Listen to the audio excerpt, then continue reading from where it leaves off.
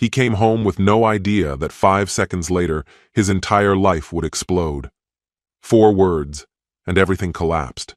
The house, the family, the love, all derailed. The wife he'd been through hell and back with now looked at him like a stranger. Behind her, a lawyer. In her hand, an envelope that felt like a sentence. In the next room, their daughter was drawing a rainbow, unaware her world was falling apart. But that was only the beginning. The losses kept piling up. His job, his money, his freedom. They threw him behind bars, not for a crime, but for trying to hold on to what he loved most. And then came the letter. A name from the past. A secret, powerful enough to shatter everything. Who was the real father of the child he bled for, cried for? He walked out of prison a different man. Broken, but not defeated. This wasn't revenge for revenge's sake. This was a war for truth, for love, for justice. Everything they took from him, he's taking back. And this time, no mercy. Hello, my friend. I'm so glad you stopped by my channel. If it's your first time here, don't forget to subscribe and like this video, as every like truly inspires me. Please tell me which city and country you watched this video from. Now let's get started. The second I walk into the house, Elena doesn't even acknowledge me. No greeting, no fake pleasantries, just 4 cold words, delivered without a hint of emotion. I want a divorce. It feels like a sucker punch straight to the chest. She's leaning against the kitchen counter like she has all the time in the world, arms crossed, that familiar smug half-smile tugging at her lips, the one that always made my jaw tighten. I freeze just past the doorway, keys still clutched in my hand, work boots leaving a mess on the mat. What? The word falls out of my mouth, dazed. My pulse spikes, heart hammering in my ribs. Sure, things between us have been rough, constant fights over bills, cleaning, bedtime routines with Lila, but this is a different level. I didn't see it coming. She tosses her hair off her shoulder with dramatic flair, like she's posing for a shampoo commercial, and rolls her eyes. Need me to repeat it? She snaps. I'm done. I've already talked to a lawyer. This is real. Her voice is maddeningly casual, like she's discussing a return policy instead of tearing our lives apart. My brain fumbles for footing, like I've missed a step, and I'm mid-fall. Can we please just talk first? I manage, trying to keep calm. We have a kid, Elena. You can't just... She slices through my plea with a bitter laugh. A kid? You mean Lila? She's 4, and she already shows more maturity than you do. Her words are knives, precise and cruel. I'm done pretending I'm the doting wife while you coast through life, ignoring everything I've asked for. I've made up my mind. I'm not doing this tug-of-war anymore. There's an icy sense of closure in her voice, like she's finalizing a transaction, not ending a marriage. My mind flashes back to our wedding, her radiant smile in that dress. Now she won't even look at me like a human being. I inhale, trying not to drown. You're serious? I ask, the room spinning slightly. Divorce. I glance toward the living room wall, where Lila's drawings still hang. Rainbows, crayon castles, stick figures holding hands. She has no idea everything's about to implode. Dead serious, Elena says, grabbing a thick manila envelope and slapping it against my chest. Here, read it, sign it, then stay out of my way. I'm taking the house, the car, and yes, I'll be filing for child support. I stare at her, utterly stunned. You're kicking me out? My voice cracks. You want me gone, just like that? She gives a dry, humorless laugh. Not my concern. You want to crash at some dingy motel, that's your business. But Lila stays here, she adds, her tone leaving no room for argument. And I expect that check on the 1st of every month. No delays. She's stone. It's like she's been scripting this moment, perfecting each cruel line just to remind me I'm powerless. My hands tremble as I open the envelope. Divorce papers, custody arrangements, 2 weekends a month. That's all I get with my daughter. Every other weekend? My voice is barely a whisper. Elena, that's not fair. Lila and you what? She snaps, eyes narrowing. You're barely present, always working late, always exhausted, always somewhere else. She steps in close, her voice sharp as glass. You think a paycheck makes you a good dad? I've bent over backwards to keep things running while you checked out. She's my responsibility now. If you can't keep up, too bad. Before I can reply, she rolls her eyes. God, you always act like you've been blindsided. Listen, she goes on. Whether you sign or not doesn't matter. The court will side with me. I've got a solid job, a great lawyer, and I'm the one raising Lila. What do you have? Hurt feelings? I bite my cheek hard enough to taste blood, anything to keep from exploding. 5 years married, 7 total together. I've worked nonstop, paid every bill, kept food on the table, lights on, and now she's acting like it was all worth nothing. Oh, poor you, she sneers. Want a medal for doing the bare minimum? She points at the paperwork. Do everyone a favor and just sign. I glance at the documents again, but the words blur. I'm shaking with rage and disbelief. I can't just hand everything over.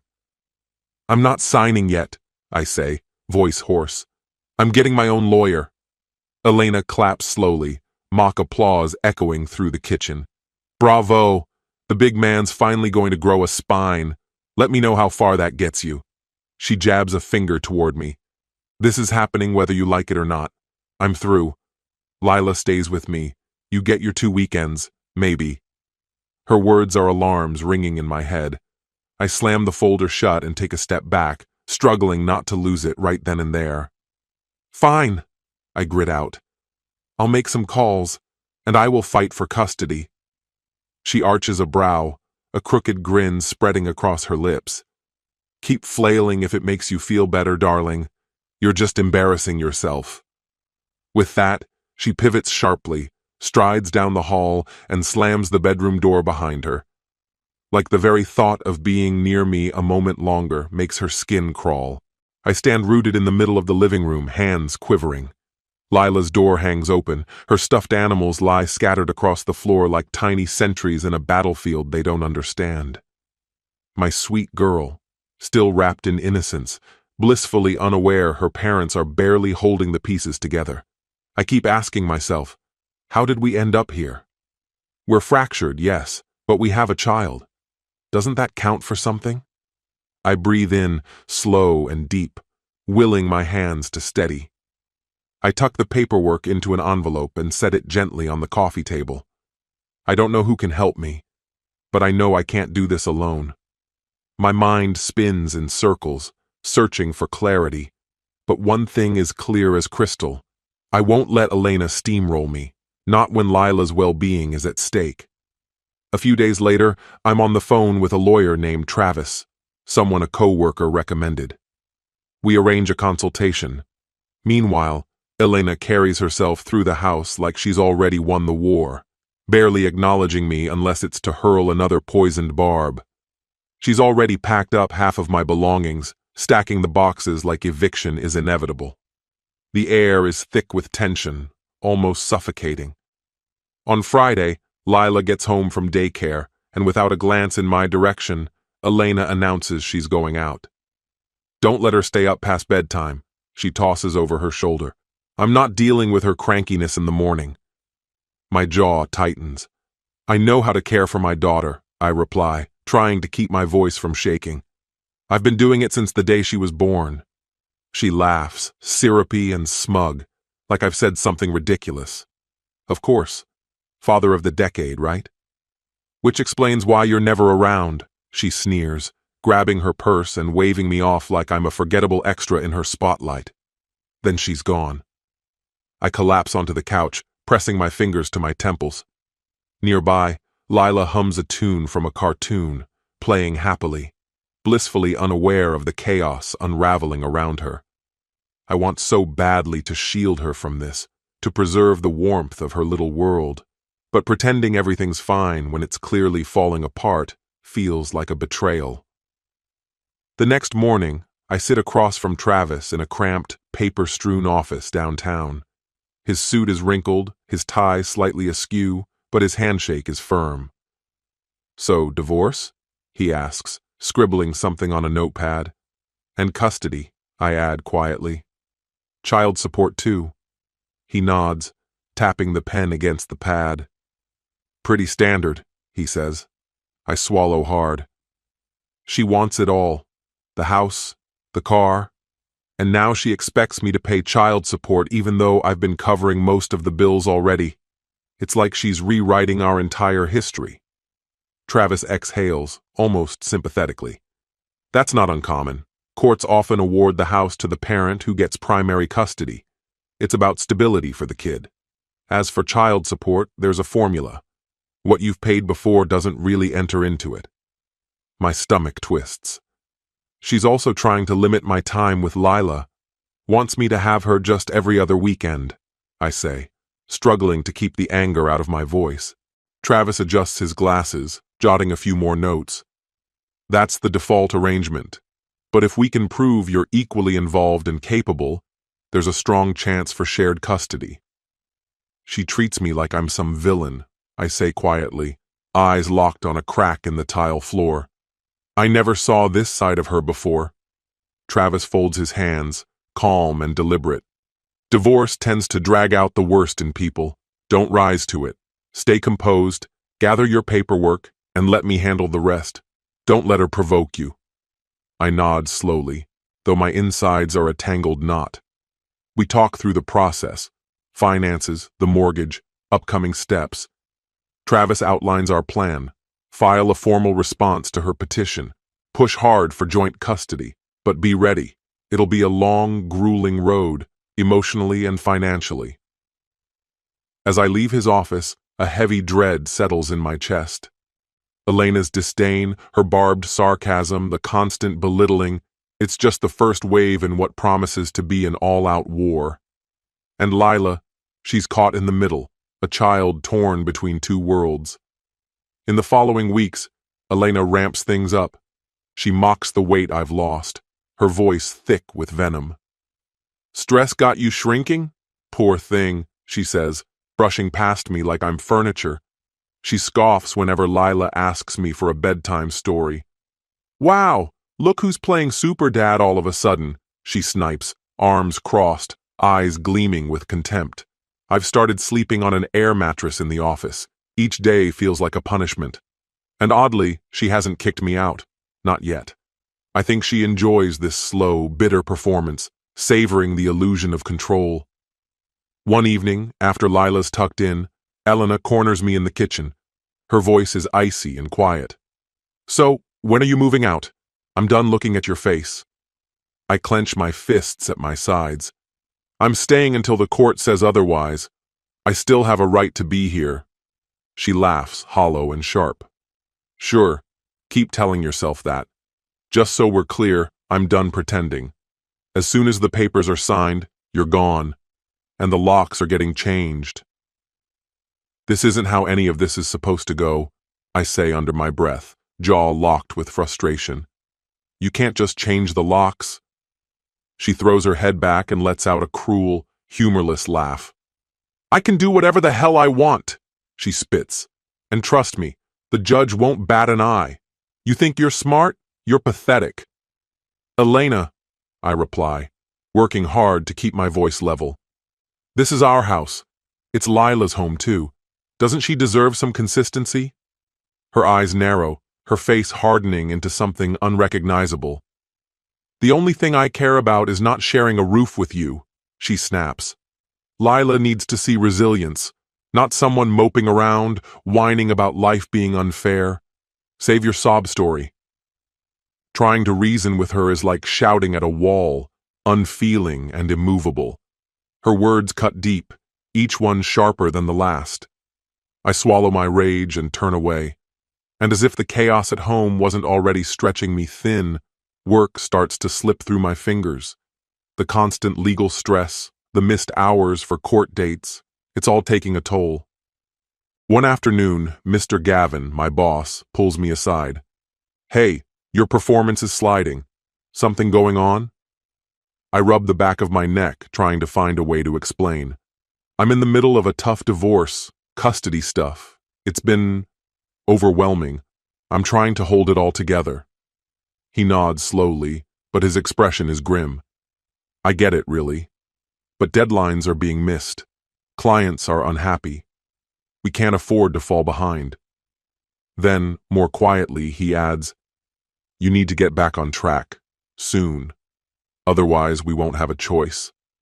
A knot forms in my chest. 15 years I've dedicated to this place, and now everything's on the verge of collapse. I force a smile, though it doesn't feel real. I'll fix it, I promise. But the days blur together, juggling Lila, the constant friction with Elena, and the unrelenting demands of the office. Something always gives. My work becomes careless. Deadlines come and go, errors start stacking up. Then Friday hits. They call me into Mr. Gavin's office. His expression says everything. "I'm sorry," he says flat. "We have to let you go, effective immediately." It feels like the floor's been ripped from beneath me. "Please," I say softly, desperation in my voice. "I just need a bit more time. Just a little." He shakes his head. "We gave you time. We need someone who can give us 100%. Clear out your desk." Numb, I gather what's mine. Some photos of Lila, a few personal items. Co-workers glance over, some nod sympathetically. Others avoid eye contact altogether.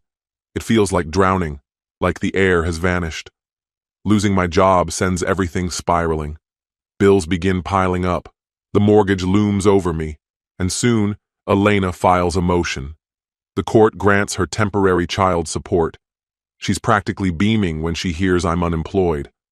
"Aw, lost your cushy job?" she sneers one afternoon. "Guess that makes you even more useless. How are you going to pay support now, genius?"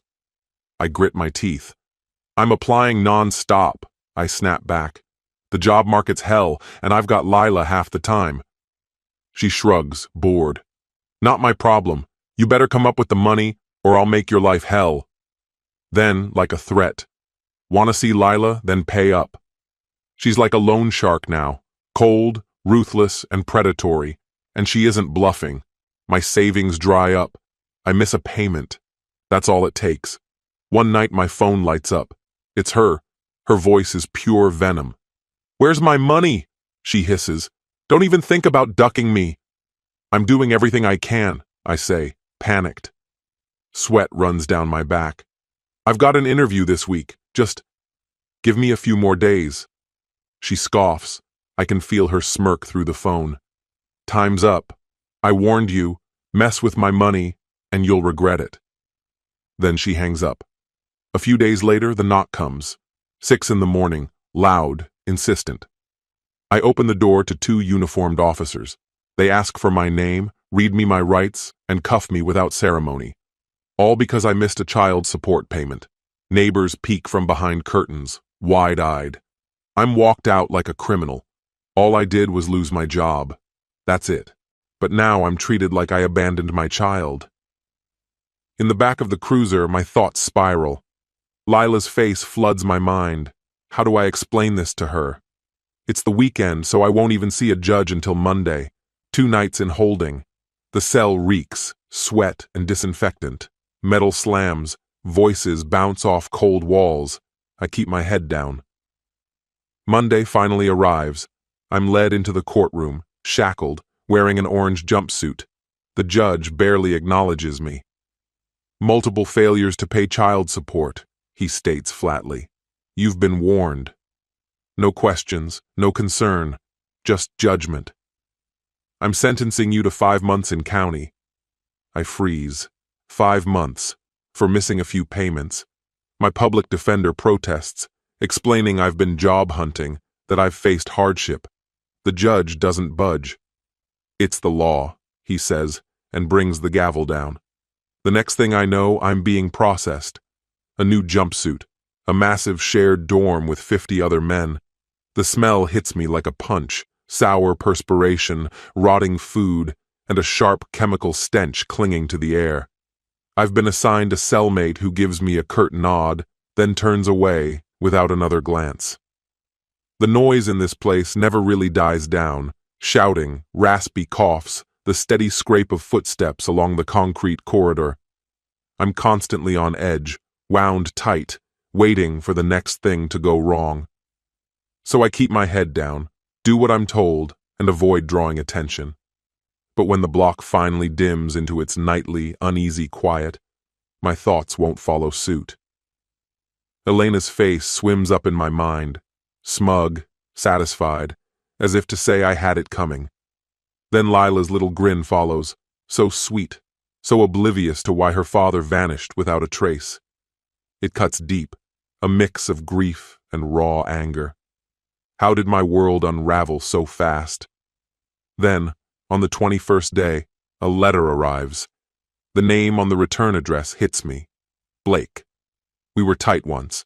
Backyard barbecues, Sunday football, beers on the porch. We drifted apart over time. My hands are shaky as I tear it open.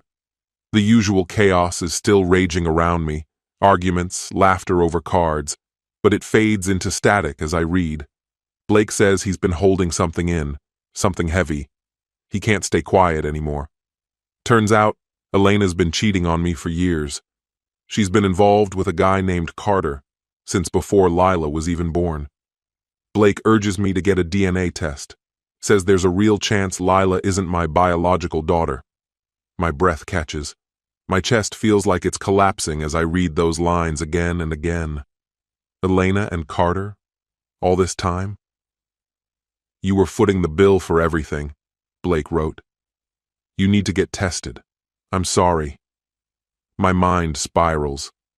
I think about her sly little smirks, the quick errands that stretched into hours, the hushed calls, the strange tension any time that one co-worker's name came up. Suddenly, it all clicks.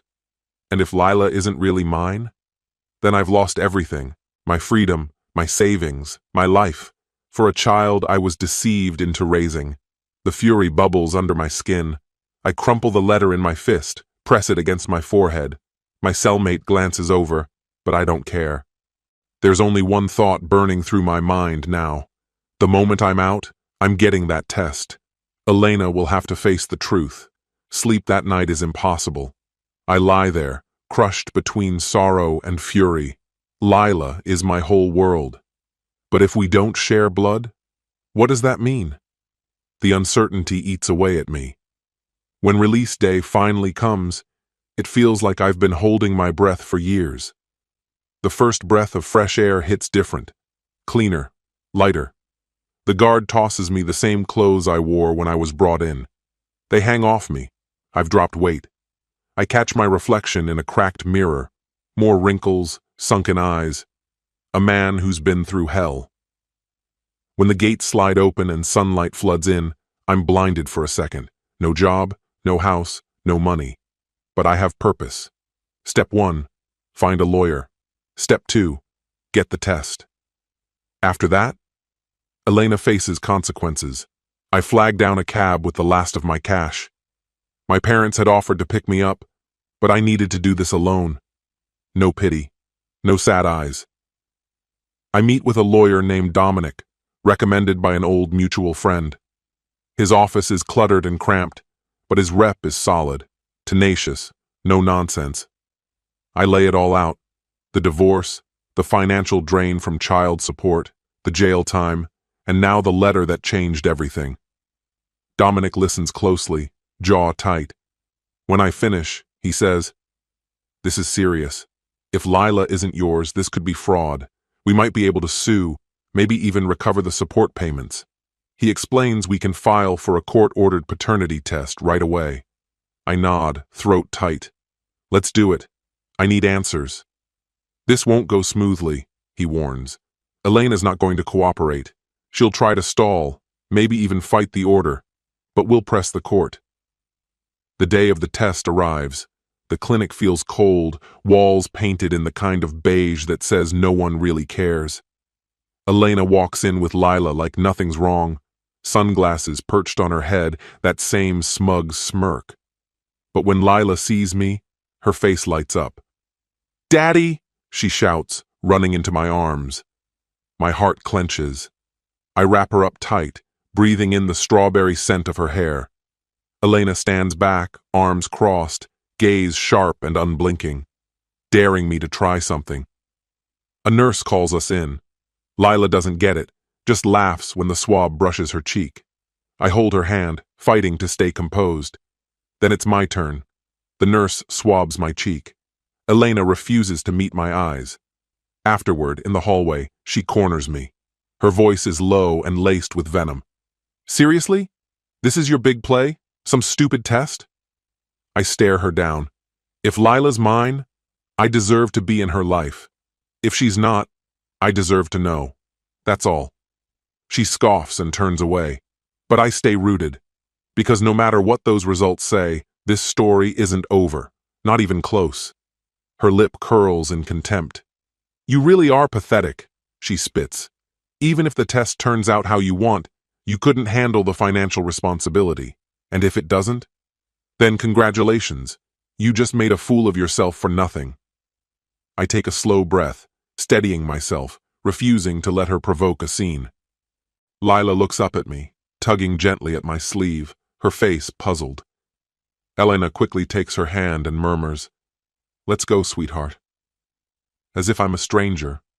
I stand rooted in place, watching them disappear down the hall, grief pressing down on my chest like a weight. The following 2 weeks are sheer misery. I crash on a buddy's couch, scrolling endlessly through job postings during the day and staring at the ceiling at night, unable to sleep. My phone won't stop buzzing with unfamiliar numbers, probably collectors, but I don't care. The only thing that matters is the envelope that will either confirm or destroy everything I believe. When it finally arrives, I retreat to the back steps and tear it open with shaking hands. The contents are cold and impersonal, 0% probability of paternity. Lila isn't mine. The words blur as the world shifts beneath me. I read it again and again, hoping, praying that I've read it wrong. But there's no misinterpreting numbers. My body folds in on itself, eyes stinging. I see Lila's face in my mind, her infectious laugh, the joy in her voice when she called me Daddy. None of it was real. Elena had lied from the beginning. Blake had tried to warn me. Once the initial shock fades, anger erupts in its place. Elena always knew. She let me believe, used me, bled me dry financially, cut me out of Lila's life when it suited her, even had me locked up when I couldn't keep up with support payments. And Lila? She's the one left in the wreckage of Elena's lies. I dial Dominic. My voice wavers. She lied. Lila's not mine. I want to sue. Fraud, emotional distress, everything. She can't just get away with this. Dominic listens, calm and focused. I understand. We'll get things moving. You're entitled to restitution, and depending on the laws in your state, we may have grounds for criminal charges. Let's meet tomorrow morning. I hang up, exhaling shakily. This is where the fight begins. Elena took everything from me. My job, my freedom, my name. Now, I'm taking it back. On the day of the hearing, my nerves are on edge. I sit beside Dominic at the plaintiff's table, watching him organize our evidence. The DNA test, records of child support, Blake's statement about Elena's affair. Across the aisle, Elena sits stiffly next to her lawyer, eyes like ice, chin high in defiance. The judge, a stern woman with sharp eyes, calls the court to order. Dominic lays out our case with calm authority. How I was misled into believing I fathered Lila, how I provided for her, even served jail time over missed payments. Elena's attorney tries to frame her actions as confusion, that she wasn't certain of Lila's paternity and acted in good faith. Elena puts on a remorseful face, but the subtle smirk on her lips betrays her. She glares at me like I'm the one on trial. Then Blake is called to testify. He recounts how Elena once boasted at a party that she'd been sleeping with Carter all along, using me for financial support. Elena snaps, He's lying. He's always hated me. But the judge silences her swiftly with a warning. When the paternity test is officially entered into evidence, I see the shift in Elena's posture. She squirms, fury flashing in her eyes as she desperately tries to hold her composure. The judge turns her gaze to Elena. The evidence and testimony show clear, intentional deception. You misrepresented Mr. Dalton as the father and demanded child support under false pretenses, even to the point of his incarceration. The word fraud drops heavy in the courtroom. Elena's expression falters, color draining from her face. My heart races, not just with anger, but with vindication. The judge continues. You are hereby ordered to repay the full amount of child support received.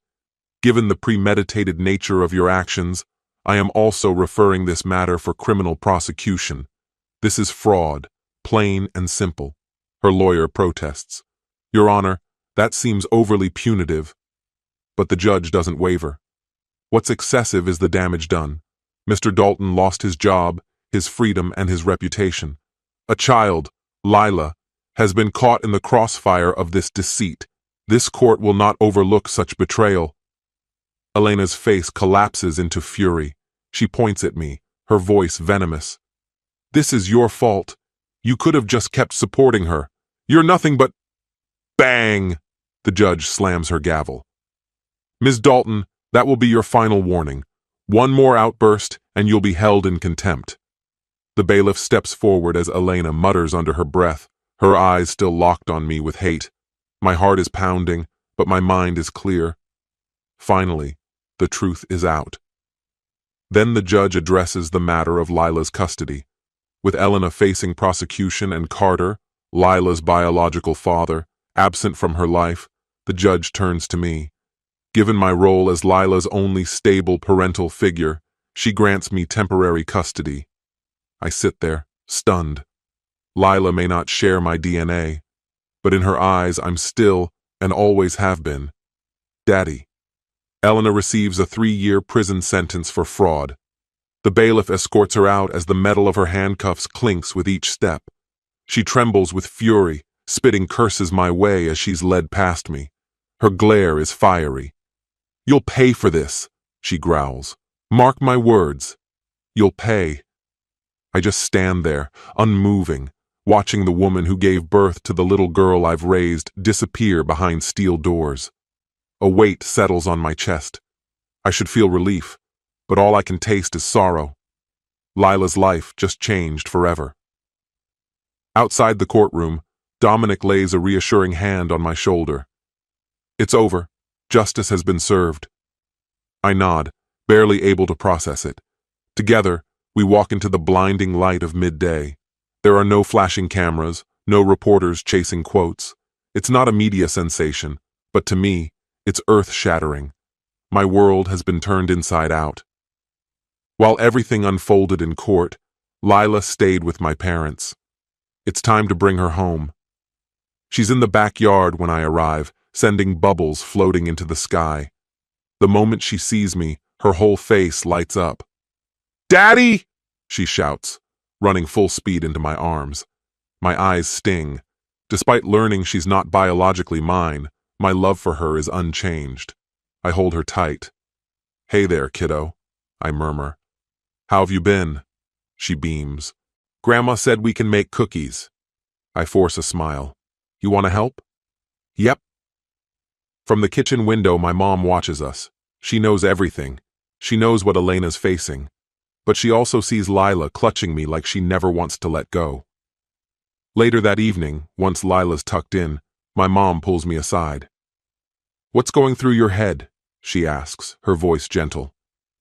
I run a hand over my face. I'm not sure. For now, I've got full custody. Carter doesn't want to be involved, but I can't just step away. I'm the only dad she knows. She nods slowly, eyes glassy. What matters is love. Being her parent isn't about blood. I exhale, the burden pressing deep into my bones. I'll keep doing my best. But someday, I'll have to tell her the truth. That Elena lied. That I'm not her biological father. She places a warm hand on my shoulder. One step at a time. For now, just keep being there. That's what counts. So I keep going. I throw myself into the daily routine. Preschool drop-offs, bedtime stories, chicken nuggets at dinner.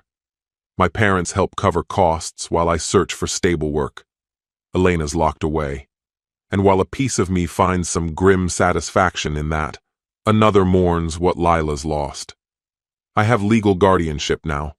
Carter, her biological father, has been ordered to send minimal child support, but he keeps his distance. A check trickles in now and then, less than what I used to give Elena. It's laughable, really. But money doesn't matter. Lila does. So I push forward. Days blur into weeks, and weeks slip into months. Eventually, an old co-worker helps me land a job at a smaller firm. The pay's modest, nothing like before, but it's a start. Lila adjusts better than I anticipated. She still asks about her mom sometimes. When's she coming home? And I try to explain gently that Mommy can't be here right now. She's still too young to understand the whole story. One night, as I'm tucking her into bed, she looks up and quietly asks, "Daddy, do you love me?" Her words hit like a punch to the chest. "More than anything in this world," I whisper, brushing her hair back. She smiles, eyes fluttering shut, and soon she's fast asleep. Tears slip down my cheeks. In that quiet moment, it's clearer than ever. Biology means nothing to me. She's my daughter. I'm her father. I would walk through fire for her. Then, a few months later, a court summons arrives. A new custody hearing. Though still in prison, Elena has filed a motion, claiming she wants Lila back once she's released. She maintains she was wrongfully convicted. My attorney believes it's a desperate move to dodge responsibility. Still, I brace myself for what lies ahead. The day of the hearing, Elena appears via video feed from the prison. She looks worn, but her smirk hasn't faded. When it's her turn to speak, she launches into a venomous tirade, accusing me of setting her up, saying Blake lied, even hinting that the DNA test was rigged. Dominic calmly presents the same verified evidence. The judge listens quietly, showing no reaction to Elena's outburst. Eventually, the decision is handed down. My custody remains intact. Elena is stripped of all parental rights, unless she completes her full sentence and proves genuine rehabilitation. From the screen, she glares at me, voice low and poisonous. "You'll regret this," she spits, before the bailiff cuts the feed. I leave the courtroom with my heart still pounding, but this time I carry a fragile sense of calm. Lila is safe. For now. It doesn't feel like a triumph, just exhaustion. But this is our life now. This story has come to an end. What's your opinion?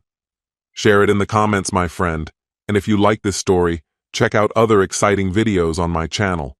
I'll say goodbye until the next video. See you.